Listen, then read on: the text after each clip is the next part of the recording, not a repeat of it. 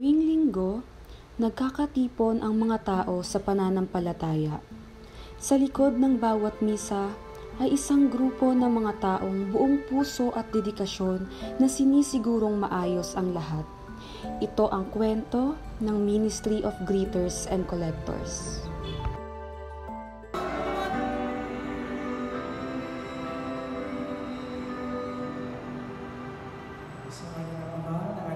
Espiritu Santo. Amen. Sumainyo ang Panginoon. At sumaiyo rin.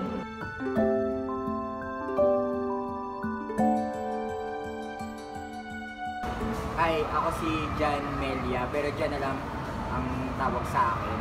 Then siguro mga nasa 20 years may na akong naglilingkod dito sa simbahan sa Sacred Heart of Jesus Parish. Bali yung naging inspirasyon ko sa pagiging Ministry of Greeters and Collectors. Yung Ministry of Greeters and Collectors, yun yung mga pag sa misa, kami yung mga nangungulekta ng mga donasyon ng mga parishioner. Ang nag-inspire sa akin doon kasi yung nanay ko kasi dati siyang presidente ng Ministry of Greeters and Collectors. Nung pandemic, since bawal lumabas yung mga senior, nagsimba ako noon kasi gabi-gabi ako nagsisimba. Then yung pinaka-presidente nila, si Ate Cathy Serrano, tinanong niya ako kung bakit ako palagi nagsisimba. Sabi ko, gusto ko lang palagi kasi magsimba. Kung gusto ko daw mag-members ng Ministry of Greeters and Collectors, umuo naman ako.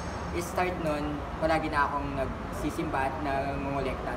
Naging member na ako ng Ministry of Greeters and Collectors. Then yung isa ko pang sinasalihan dito sa Sacred Heart, yung pagsama sa mga sinakulo, nag-inspire naman sa akin kasi yung buhay kasi ni Cristo yung ipinapakita tuwing sinakulo. Parang gustong-gusto ko lang na gawin yung mga role ng mga nasa Bible, ng mga nababasa ko sa Bible o kaya mga napapanood kong pelikula about kay Jesus Christ. Bali yung tumatak naman sa akin na pinaka-memorable sa akin kasi yung pagsisinako is yun din yung isang pagsiserve mo sa simbahan. Yung karakter kasi sa sinakulo, si Dimas. And na-inspire lang ako sa karakter ni Dimas kasi siya yung isa sa pinakusa ko. Siya yung magnanakaw na nagsisi. Kaya yun yung pinaka gusto kong role at saka pinaka nag-inspire din nga sa akin. Tumatak sa akin, memorable. Then yung pinaka sumunod naman sa pinaka memorable kasi gustong-gusto kong videoan ako na kumukuha ako ng nangungulekta ako. Wala pang gumagawa nun sa mga kasama ko. And then may naging kaibigan din ako na palaging naglilingkod din dito sa parokya. Pero parang guest lang siya kasi taga Nuestra siya, si Gab.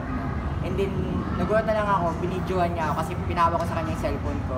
Habang nangungulekta ako, binidyoan niya ako. So yun yung pinaka-memorable din sa akin kasi gustong-gusto kong makita yung sarili ko habang nangungulekta.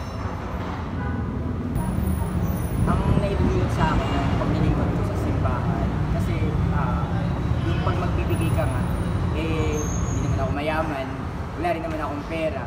So ang naidudulot nito sa akin, parang sumasaya at gumagaan yung pakiramdam ko kapag nakakapagsilbi ako sa simbahan sa simpleng pagbabati lang sa mga nagsisimba. Diba yun ang mga gawain ng Greeters and Collectors, i-greet sila at paupuin sila sa tamang upuan. Para sa akin, pag nakakapagpasaya ako ng tao, masaya na rin ako.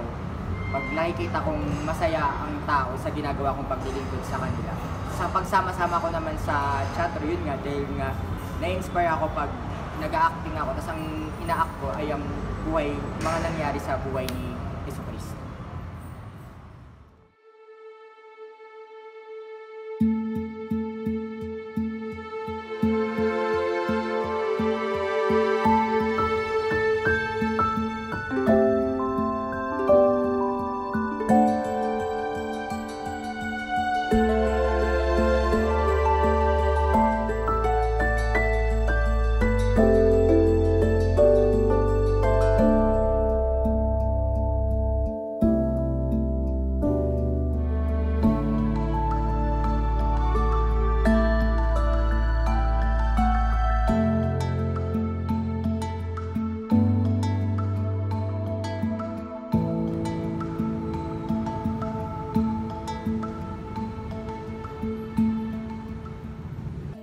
Kanilang maliliit ngunit makabuluhang gawaing paglilingkod ay nagdudulot ng malawak na epekto. nagiging inspirasyon sa iba na makibahagi sa misyon ng simbahan at nagpapalalim ng pagkakaisa sa komunidad. Para sa mga miyembro ng Ministry of Greeters and Collectors, ang kanilang paglilingkod sa simbahan ang kanilang alay sa Diyos. Ito'y kwento ng pananampalataya, dedikasyon at pagmamahal sa poong may kapal.